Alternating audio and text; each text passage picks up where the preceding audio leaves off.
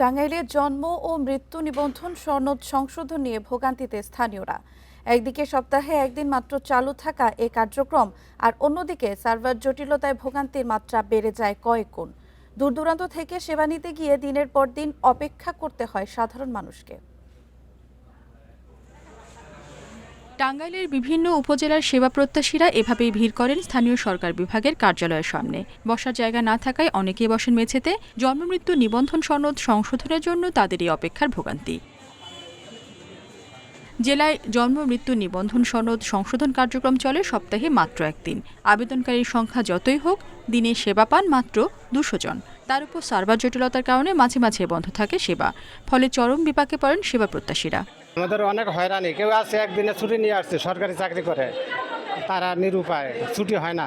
Request করতেছেন যে আমার একটু যাইতে দেন, আমরা কিছু করি। সার্ভারে নেই, আমরা কি করবো? সামান্য এই কাজটুকু পৌরসভায় থেকে সংশোধন করলে দিতে পারে, কিন্তু আমাদেরকে যে ডিসি অফিসে পাঠাইছে। আবার আগামী সপ্তাহে আসতে হবে। টাকা পয়সা খরচ, সময় খরচ, অনেকের কাজকর্মের সমস্যা হচ্ছে। সার্ভার জটিলতার কারণে মাঝে মাঝে সংকট দেখা দিলেও বাকি সবকিছু নিয়মমাফিক হচ্ছে বলে দাবি কর্মকর্তাদের। সর্বশেষ নির্দেশনার প্রেক্ষিতে এটা উপপরিচালক স্থানীয় সরকার এই সংশোধনগুলো করে থাকে। এটা আমলাতান্ত্রিক জটিলতা কিনা আমি জানি না, তবে সরকারের নিকট থেকে যদি নতুন করে নির্দেশনা আসে তাহলে সেক্ষেত্রে সেভাবে আমরা পুনরায় ব্যবস্থা গ্রহণ করব।